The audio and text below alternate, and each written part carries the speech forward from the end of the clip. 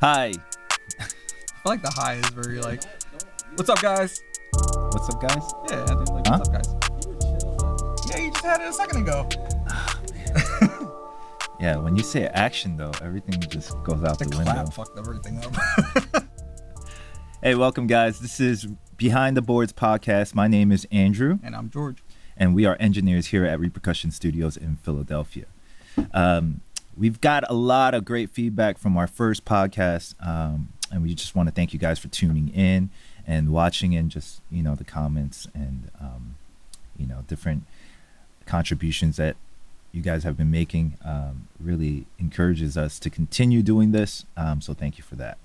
So today, episode 2, we want to talk about a few things. So I guess today we're going to start it off with wildest or most unexpected session experiences. George, do you want to start us off? Yeah. So I'm grateful to say I get a lot of decent sessions, but there's always that one session that's just like, bro, really? So a lot of times in my sessions, I like to, give criticism, coach the client through, through my experiences of doing this for over the years. And there's always that one person that's just like, nah. So this is a session that I had back in the old Fishtown studio. And, guy comes in and the first thing he says is, I worked with big name artists before. We've all heard that before, right? We always got that one guy that's always throwing accolades out. But he threw that out there. And I said, oh, that's cool, man. I'm usually kind of very calm and cool when it comes to doing sessions with no matter who it is, right? So he goes in, starts doing his thing. He's in the booth. And, we stop and take a take. And I'm like, hey, man, you mind doing that one over again? And he stops. And then he walks out of the booth and looks me in the eye and says, I don't pay you to give me criticisms. I pay you to hit record. I said, okay. Wow. Totally understand. So here's the thing, right? When you're in that position, what do? You just do your job, right? So you go ahead and I just hit record. You know what I mean? I didn't really say much until we were done.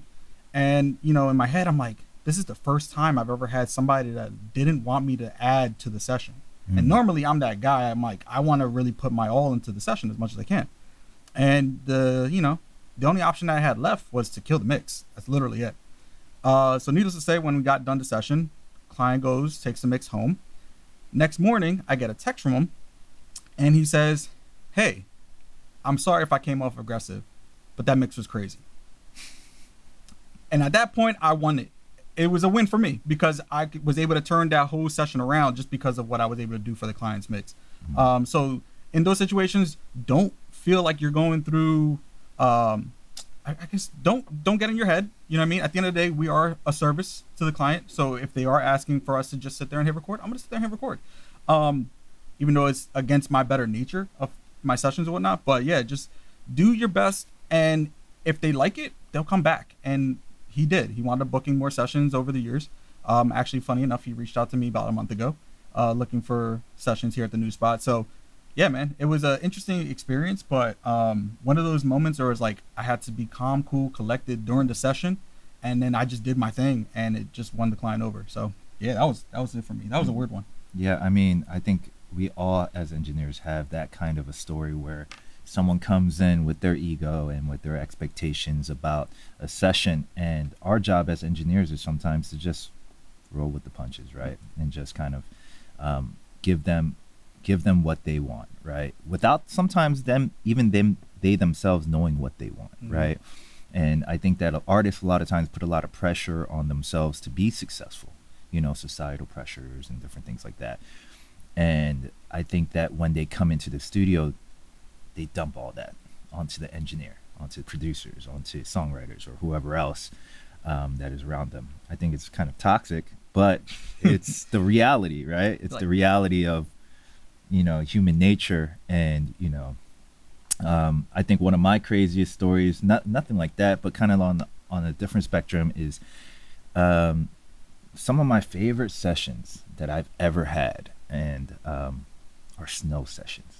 Snow sessions? Yeah. Have you ever been locked in the studio on like a snowstorm or anything like that? Yeah, I drove down to him, yeah. Yeah, right? I always feel like those sessions always end up being really special. I have this one story this is back when I was in my home studio, and I had a friend of mine. We were recording a song, and this song it's a very beautiful song, and I still think it's one of my favorite songs that I've ever written. Not written, but recorded. And basically, we got snowed in. He slept over my house, and then the next morning, whether I don't know what it was, but the next morning we ended up doing the vocals. We did the instrumental that night, and then the next morning we did the vocals. And I guess it's just like the morning grog that you have in your voice.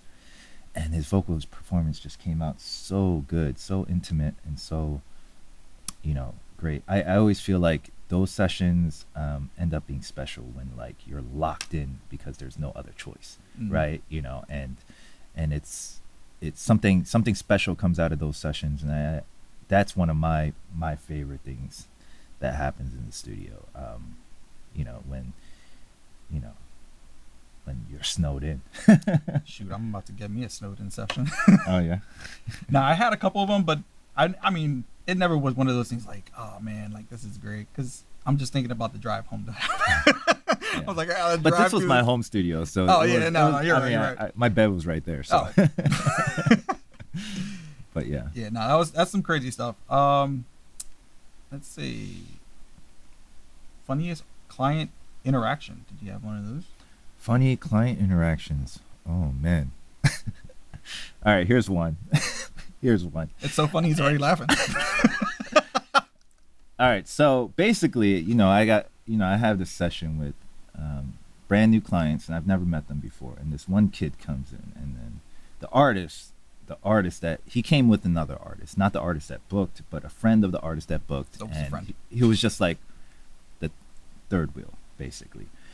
And he comes in and he's talking about all these people that he knows in the music industry and everything like that. And so I go, hey man, do you know, and so, I've been in this industry for a while. So I put out some names out there, and I'm like, hey, do you know such and such, and I'm like, hey, do you know such and such? And then he's like, oh yeah, I've heard of him, but, I've never worked with him and all this stuff. And so I'm asking him another question. And then I go, hey man, do you know Andy Ha? And he goes, oh, I think I've heard of him. I was like, he's like, yeah, I heard of him. And I was like, oh yeah, that's me. and I think this was one of the funniest times, because the client that actually booked the session, his friend starts cracking up. He's like, oh word, that's me. Oh man, I think it's the funniest when you just like, people come into the studio with their egos and all this stuff, and then when you play it back at them, throw it back at them. Bro, his face must have been priceless. He's probably like, oh, he got me. Yeah, so that's probably one of my funniest studio stories. So, what about you, George? I can't think of one off the top of my head right now. Come back to that one. Back to that one. All right. So I guess let's move on, right? So let's talk the evolution of music production, right? So what's been the biggest changes in, I guess for you, in like your workflow? What's been the biggest change in your workflow when it comes to analog gear, or going in digital? I think the biggest change that I can think of right now is the incorporation of AI, for sure. And I think I'm still trying to figure out AI, but some ways that I'm using AI right now is helping songwriters with helping write songs, basically, and depending on how you prompt, like ChatGPT, you can get some really great ideas of just kind of like certain emotions or certain phrases. You can write stuff like, hey, make it rhyme and make sure it has 8 syllables, right? So that matches the line before. I think incorporating AI is a wonderful tool to help us kind of reach options. But at the end of the day, you still have to be the one to decide, does this work? Does this fit the scheme of what I'm trying to create in the song? I think AI is going to be an incredible tool. I've even had clients, they'll record the song and then have like Kanye West, the AI Kanye West, perform the song. That's crazy. And it's weird because it sounds really good. Like it really does sound like Kanye is on the song. It's borderline scary, man. It's scary. It's pretty cool, and I mean, I think that for me is probably one of the biggest changes, and I think that we as engineers have to learn to adapt and incorporate and you know you know not take away from our own individuality and artistry at the same time. Well, you talk AI. I got a client of mine, and he writes all his lyrics, and he takes the AI. He'll go through ChatGPT, and he'll say, "Analyze my lyrics, and make it to where it's the best possible lyrics or the best way to invoke what I'm trying to say." Interesting. And he'll just fine tune it. And it's not like it's changing the whole phrasing or anything like that. It keeps the cadences the same. The only thing that changes is like a few words here and there. Mm. And so it's kind of like expanding his wordplay on how he does things. And the songs have actually come out better because you're starting to get more, what do you call it? It's more detail. As Yeah. opposed to like, because a lot of guys nowadays, they just go straight to the point. If I always hear a song, I be this, I did that, da da da da da da.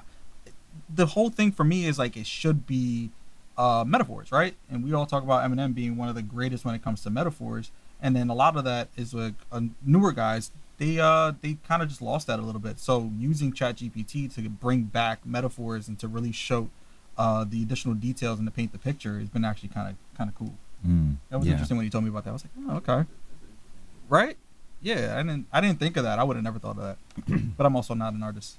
Yeah, I think AI is definitely like a really. I think there's a lot of controversy behind it because people feel like it's taking away from artists, like the humanity of music. But I think it's a great tool, and I think that at the end, you as an artist, it's your choice to use it or not use it, and that's what makes art what it is, right? Human choice and your ability to make that decision. Am I going to use this or not? And it's it's a tool. It's a tool just like any other tool. Like Splice has millions of samples, right? And so chord progressions and things like that. And so using that as a tool to enhance your music, I don't think is ever a bad thing, and it's if it helps you complete your objective, complete your picture, to help you tell your story, I'm on the boat. I'm in the camp of saying, by all means, go for it, use it. Yeah, it's all about using it as inspiration. But when is it when inspiration goes bad, though? And bringing up the topic of the Ed Sheeran case, it's Okay, so I have it too. Bingo. So recently, Ed Sheeran has been sued by the Marvin Gaye family because they claim that "Thinking Out Loud" is a copyright infringement of the song "Let's Get It On." And so, from what I've heard, the reason why they even turned this into a lawsuit is because Ed Sheeran Ed Sheeran likes to do medleys, right? And so he started the medley with "Let's Get It On" and then transitioned into "Thinking Out Loud." And so that gave them, I guess that gave them, the Marvin Gaye family, justification for saying that Ed copied "Let's Get It On." What are your thoughts on this? I mean, here's my thought, right? So like, we listen to music and we're inspired, right? And that makes us want to do music. So it's hard for something, especially something that's been around for so long. Like we know all these songs, and it's always something that's going to be ringing in the back of our heads.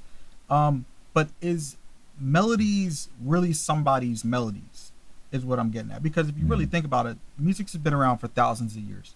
What's to say that melodies have not been used in ancient times? What's the chance of melodies that we hear today that we probably heard in passing from some elevator and just random elevator music? It's kind of hard to put that into perspective of like, what can we use and not use? What's something that's considered plagiarism with music, and what is and what isn't? Michael Jackson used to say that all melodies are ancient. Exactly. That there is no new melody under the sun. None.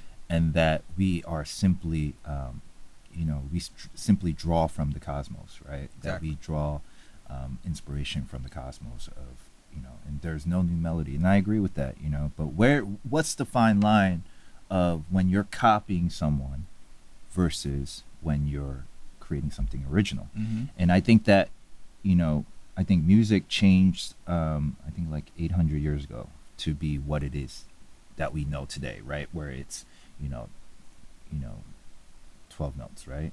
Right. Mm-hmm. So like that was a change that happened, you know, not that, I mean, a long time ago, but, you know, but from within that, there's only so many combinations of 12 notes, Exactly. right? So obviously, you know, and it's no secret that, you know, half the Billboard charts, you know, they use the same progression, you know, 154, right? baby. Yeah, That's exactly, it. right? 154. Yeah, and so I don't think that you know, I think it's really challenging. And then with AI coming into the picture too, I mean, like what is copyright infringement and what is original inspiration, you Mhm. know? And I think it's a very challenging thing to navigate. I think it also discourages artists from making something, you know, because we're all just the sum of our inspirations, right? Right. Like, you know, your taste as a music creator is just the sum of what you grew up listening to and the things that, you know, you've learned and practiced, you know. And so for that to be penalized when you're honestly creating something original, I think is, you know, it's just a shame in my opinion. So My thing is though, is real quick to do a lawsuit against another human being, right? But we're utilizing, like you said, we're utilizing AI, and there's stuff that's getting actually used from AI in major productions nowadays. mhm, And who's getting lawsuit for that? We mhm, can't lawsuit an AI. mhm, You know, we can't do a case on a computer, mhm. because what are they doing? They're doing exactly what we're doing. They're basing everything on inspiration, and they're using data to create. Essentially, when we get inspired, we're utilizing data to create as well, if I'm not mistaken. You know what I Mhm. mean? We're hearing the chords and we're like, I like that chord progression. What are those chords? You look up the data, you find out what the chords are. I'm not saying that you're gonna do it, you know, line by line exactly the same, but there's a feeling that's invoked in that particular chord progression that Mhm. makes you want to create something. Yeah, I think that I don't think that it's fair to sue someone for copying a feeling, Mm-hmm. right? And you know, the Pharrell case, that's one thing that the Marvin Gaye family actually won in So that we one. Marvin Gaye's fam. Yeah, and but in the Ed Sheeran case, Ed Sheeran won Yeah. in this case where he wasn't sued. And so thankfully, you know, and I think that's great because Ed Sheeran, I mean, I've seen this guy in videos just he will write a song in 5 minutes. Yeah. You know what I mean? Like he's the real deal, Mhm. you know, and I think that creating a feeling or recreating a feeling in the evolution of music production these days, I think that, you know, we've seen it already, but I think there's going to be a evolution of recreating old things, right? Like in the 90s it was all about sample, like Bad Boy, right? Like sampling 70s records and Mhm. then like recreating hip hop in that regard, right? And I think that as we progress into, you know, the next 10, 20 years, I think that that is going to increase, right? That sampling, the even sampling other people's voices as your own voice, you know what I mean? Like, That's a whole nother story, and bro. and I think that music production is just going to change and it's going to become faster, a lot faster, you know, where people can use prompts to create songs, and I think that's going to be insane. Um, where, you know, I remember there was a time where people would say that guys that sampled music didn't have talent, Yeah. right?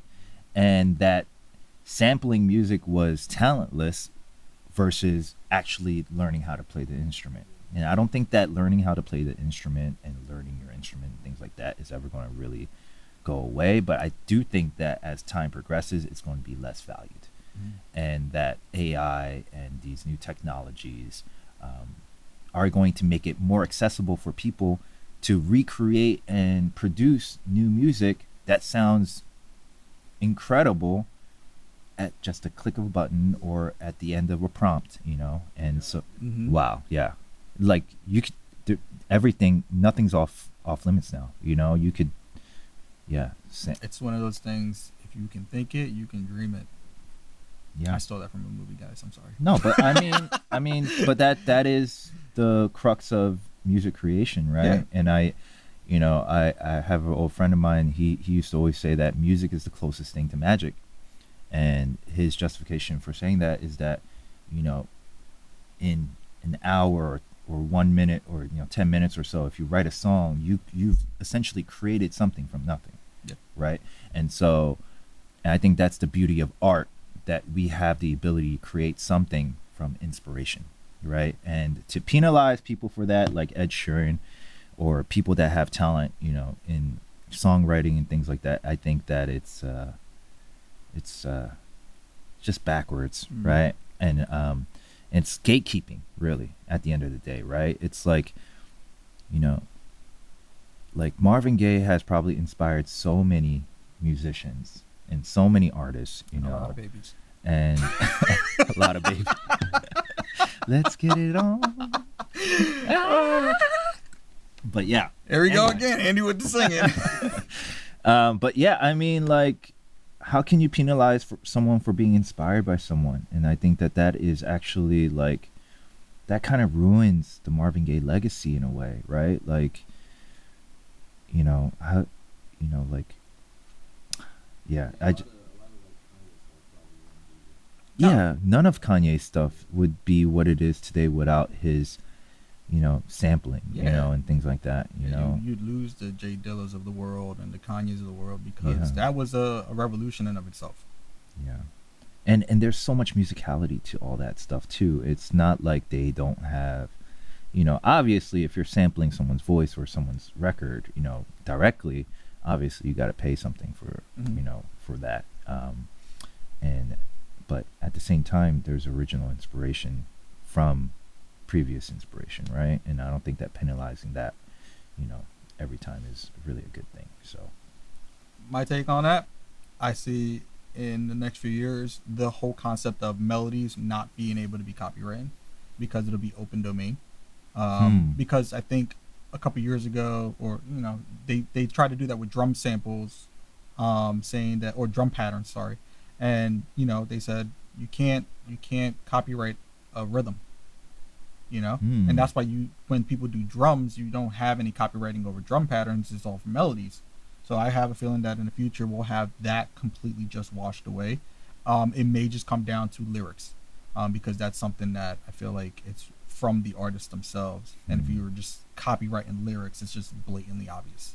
You know what I mean? Unless you're doing it in a way that's like tasteful, but you're also taking care of the legal stuff behind the scenes. You know what I mean? Making sure that you clear that or whatever. But yeah, I just feel like in the future it's just going to be something when it comes down to lyrics. man, it's such a gray area. It's really gray. It's a tough thing to navigate as music creators. And I'm sure it's discouraging for some, for someone like Ed Sheeran, or even like an independent or small artist to feel like they can't create because they're scared that someone's going to sue them for being inspired by someone, right? And I think that's just backwards, right? Because music, like anything else, is going to evolve and and grow and change and morph into something different, right? So I just think it's yeah, it's just a shame. But yeah. I mean, going over change and stuff like that, what's been the biggest change to studios over the years? I guess that's another thing we can talk about. I think the biggest change these days is less of a reliance on the studio. I think Yeah. one of the big things, right, is that not that studios are becoming obsolete, but I think that a lot of people have come to find that studios aren't necessary to create music. That people are now doing things on their phones. There's dolls on your phone that you can use, and use AI to make yourself sound like a girl, or even beat production on your phone. I think that really, as studio engineers, we are challenged by this progression in technology to really be of value to people, right? And I think that is the hardest challenge, but at the same time, bring it on, right? Yeah. Because I don't think that a piece of software is going to change my 20 years of experience as an engineer and my input and my ability to help you. And I love to say this, we pull songs out of people. A great engineer knows how to pull songs out of a person, and I think that that's not something that technology is ever going to take away from us, you know. But Yeah, I agree. not to say that you can't be great with BandLab or like, you know, these other, you know, phone or even GarageBand and things like that.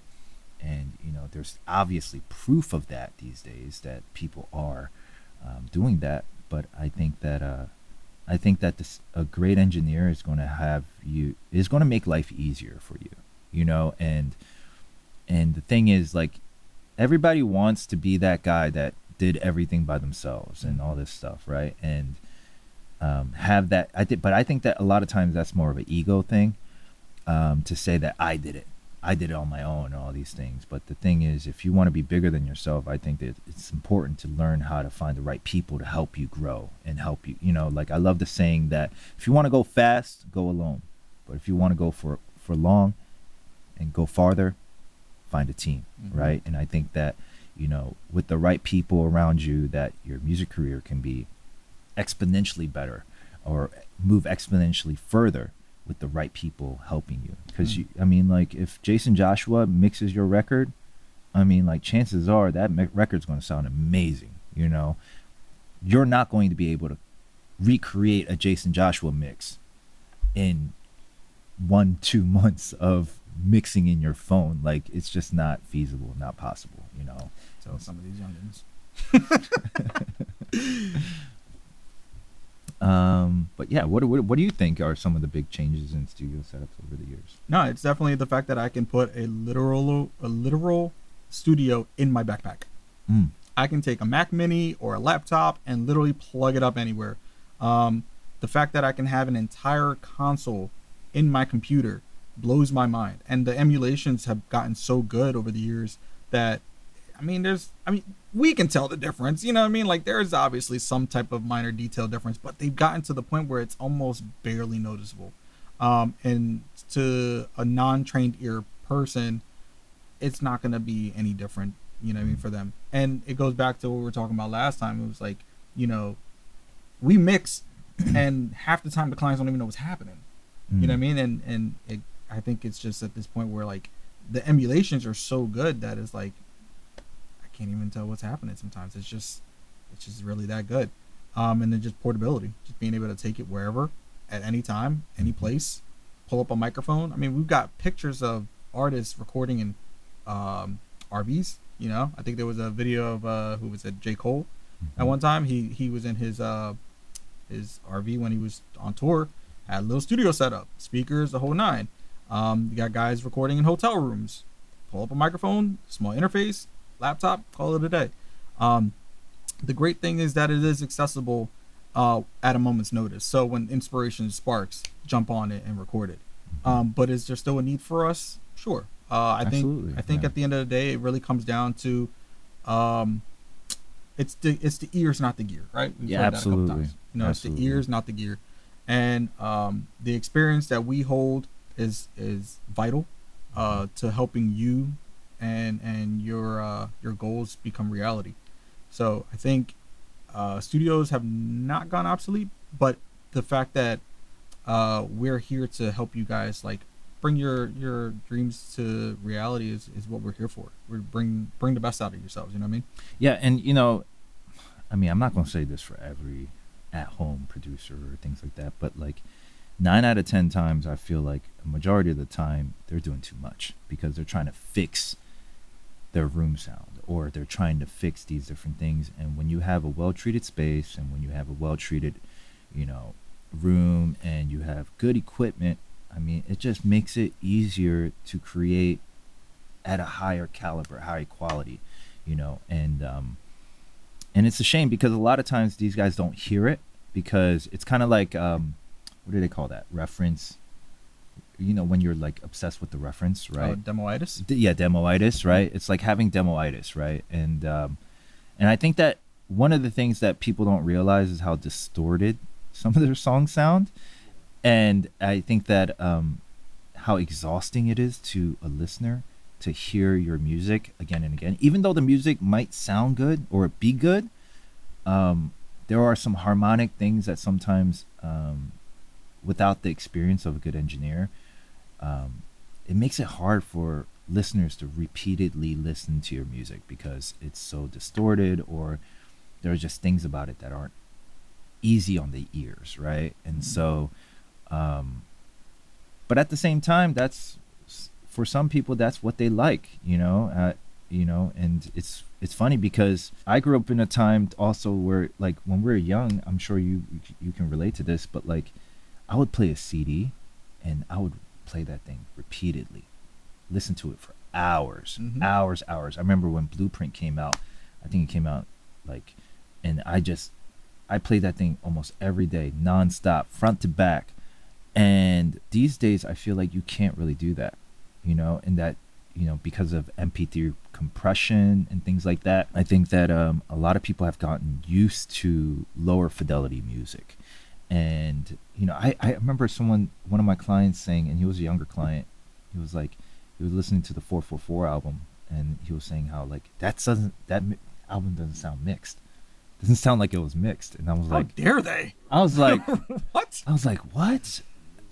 Right? Yeah, I was like, it doesn't sound mixed. And I think really it speaks to the fact that they're just so used to distortion in the sound of their music, right? And times change, and music evolves, and taste evolve, right? And so maybe that is something that is something as engineers we have to pay attention to. But for me, I've always felt like having the highest fidelity of that song is important, because I always want a song to sound enormous. I want you to feel engulfed inside the song, but yeah, that's I mean, going on the topics of mixing and stuff like that, what are some of your favorite, like, analog techniques that you will continue to do forever? Like, one technique that you can never take out of your mixes.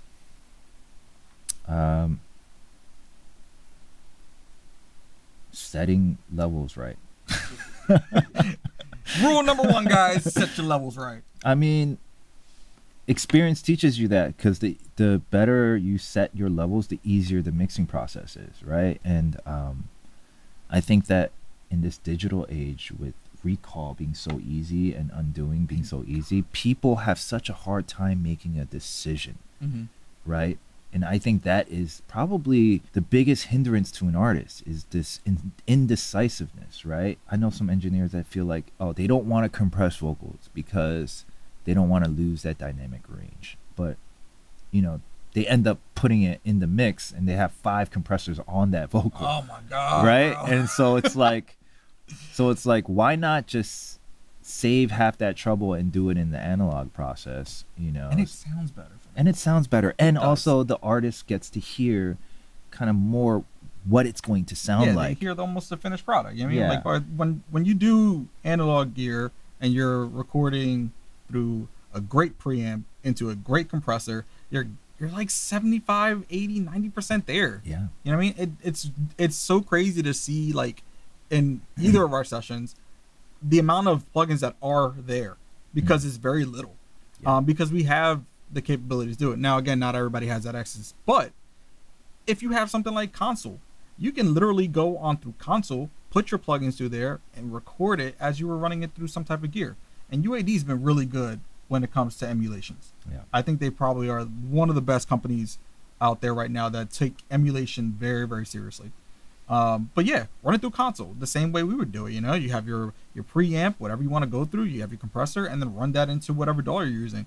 And that's, again, 80, 90% of the battle. So if you can lessen how much you do in the first few minutes of recording something, the mix wouldn't even take that long. Yeah. You're going in, and if you take longer than, what you said, like 5-10 minutes to mix a vocal, I mean, you're already losing the feel of the song. Yeah. You start getting into that demoitis feel, it's detrimental to the session. So for us, having analog gear allows us to be fast and for me, accurate, because I can get that right from the gate, and it's very little of what I have to do processing wise in the digital realm. Not to say the digital realm is bad, but the least amount that I have to do in the digital realm, the better. We all know how computers get. They get over, the CPU heavy, especially some of these plugins are super, super CPU heavy. And then you start getting latency issues, and Like I swear, every time I see a template that has on the record track 6, 7, 8, 9, 10 plugins on there, I want to Mhm. scream. Yeah. You know, and there's been cases where, you know, we've had some freelance guys come in and they'll pull up their templates, and I look at it and I take everything off, and they laugh at me.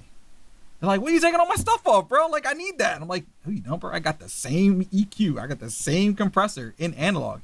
But what they Yeah. don't understand is, like, Yeah. you're not hearing the initial sound. Mm. You know what I mean? You're hearing all of the processing, and you think that's what the original sound is. It's not, man. And then when the artist is hearing it back, there's so much latency that they're So not much. actually able to stay in time and do these things that are, Man, you half know, of them don't want to stay in time anymore anyway. I mean, yeah. But I mean, I do think that we are getting to a place where digital has replaced analog in a lot of ways, right? Because even for us in our workflow, we'd use mostly, you know, I think going in the analog process is important, but in post, in mixing, mastering, the digital process has really taken over what the analog process is, you know. And I think that, you know, we've come to a place where the hybrid studio is really the new norm, Mhm. right? Where people don't have these huge consoles that require a lot of upkeep and a lot of, you know, man hours to just Set up. just to set up and Yeah. make sure that the faders are moving okay. You know, like, you know, and I've had a console before too. I had an old console, and it was so hard to get that thing running, and it was so finicky, and it was just hard to use, you know. And you know, I just can't imagine, you know, the studio footprint is just gonna get smaller and smaller, you know, as time goes on, you know. And I mean, like, even like the little interfaces, they do a great job now, you know. And even your phone, you know, like, you know, the phone effect, right? The phone effect, like, that doesn't exist anymore. No. Like, in reality, like, things don't sound like the phone anymore, Mm-mm. right? Like, the phone sounds good. Like, even your phone microphone sounds like your voice, you Yeah. know. And so the fidelity of things has gotten so much better that you know, it's going to be tough. And I mean, like, there's even like these Timu mics these days that are, you know, actually sounding pretty good, you know. And I mean, I don't think that they've come to a place where they're going to replace a $3,000 mic, you know, microphone like a No, Neumann. man. I've seen some videos and people think otherwise. I think we should do a test. I mean, Yeah, I'll go get one. I think the big thing is the reason why I like the good analog stuff is because it processes better. Because to my ear on the cheap microphones, I can hear the It's like tinny. tinny. Yeah. Yeah, and then Yeah. once you start trying to like boost it. that high end thing, the phase gets really weird, Mhm. and things just sound thin, and I mean, obviously technology is going to get better and smaller, and so things are going to get better, but you know, I don't think that, you know, like the Neve 1073 was made in like what, like the 40s, 50s, Mhm. and it's still relevant today in every studio, So good. you know. And in our studio we have like 6 Neves, right? So like, We're bougie. you know, and I think that that's not going to be replaced anytime soon, because there is some magic to the analog process, but it can be emulated. It can be emulated in the digital realm, but you know, I don't think that the analog is going to completely go away. So I'm voting for a Timu 87 episode. you know Just what, saying. we not a Timu, but we got something from GTC. Oh yeah, basically a U87 clone. Oh, we do, yeah. From Brooklyn. It's this company called GTC, and we're gonna do a video on that Let's try that. pretty That'd be fun. soon. And you know, when you open up the microphone, the components are probably like a tenth of what's inside something like this. It Like, was literally like a small circuit board like this. yeah, Like it was and that. like obviously there's no transformer None. in it. No tube, no nothing. Yeah, no nothing, and so it'll be interesting to shoot those out to see if it's. I'm game. Yeah, we got to do that. So, so segment 3, behind the studio business. That's all you, brother.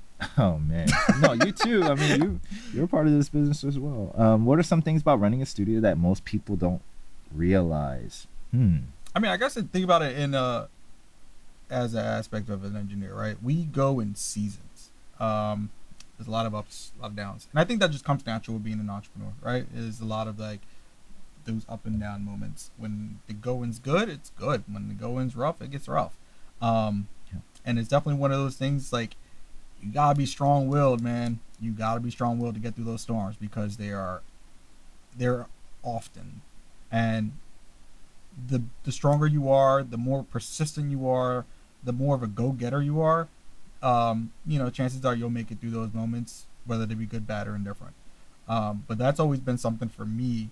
Like I don't run a studio, but I run a business as myself as GM production, and it happens. I mean, we have those moments, and it's just the point of being an entrepreneur. You're gonna have those moments where things are gonna be iffy, and they're gonna be really good at sometimes. I think setbacks are normal in the studio business or any kind of entrepreneurial business. And I think that, the higher you get and the further you get in your career, the challenges get more challenging. Yeah. And I think that's the thing that most people don't realize is that, there's more at stake, right? There's more at stake. The more you grow, there's more at stake. And so understanding that is going to help you,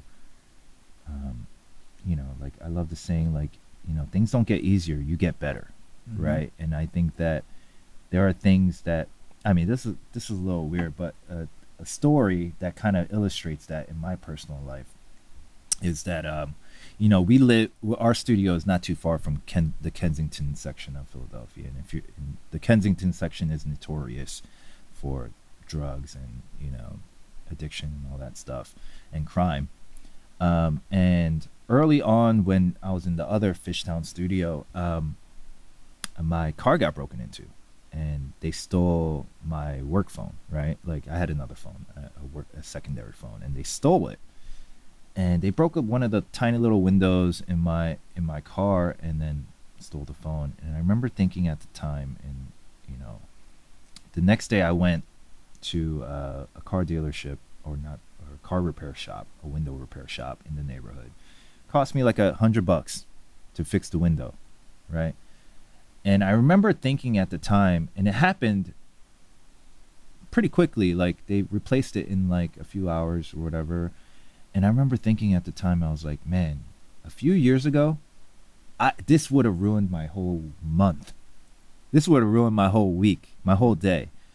But it was something that I was able to overcome in a few hours, and I think that that's such a strong illustration or an experience for me to have learned from, because it helped me realize that, like, yeah, the challenges that we think are big now are going to be small later on down the line. And to have this mentality of growth and discipline to keep growing, and not to just grow your business, but to grow yourself, right? Because who you are as a person is a reflection of, how successful you will become, or, all these things. Because, God can't bless you if you're not ready for it, right? And the thing is, I feel like God's always looking for opportunities to bless us and, to help us grow. And are you adaptable? Are you looking for it? Are you trying to change? Are you looking at these obstacles and not getting all hung up over it, right? And I think that that's a really powerful thing as a business owner, to be adaptable, to be flexible, and to roll with the punches and to grow, right? And there's always going to be some kind of problem, some kind of thing, and you'll look back at it in hindsight and be like, man, it was necessary for me to go through that so that I can manage this, right?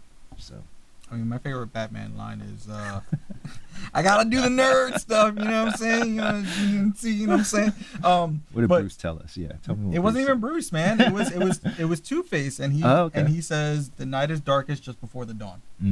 That line will always resonate with me as an entrepreneur, because those setbacks are setups for the dawn, man. It's just there for me to just kind of get through it, because once I get through it, A, I'm stronger. B, everything that I work toward has come to fruition.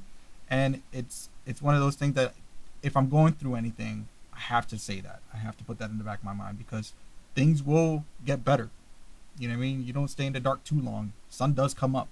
So just having that mentality is gonna make you a better entrepreneur, a better engineer. And for you young guys that are starting out, man, like the grind is real, and you're gonna have some sacrifices to put in before you get to a stage where you can say, "I do this, and this is all I do."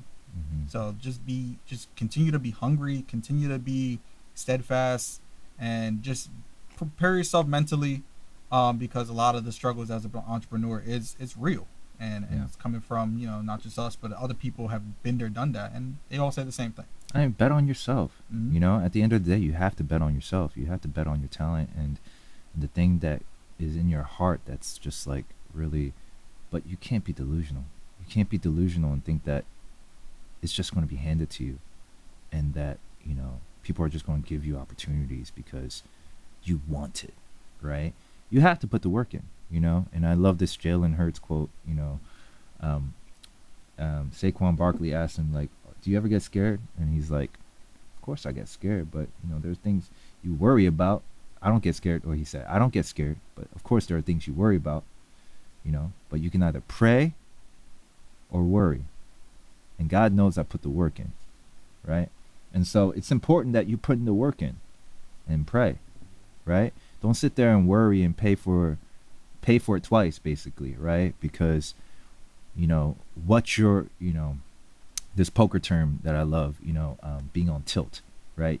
If you're a poker player, you know what this term's saying, but it's basically you get to a position where you lose a hand and you start, ruminating in your mind, and it becomes a downward spiral, right?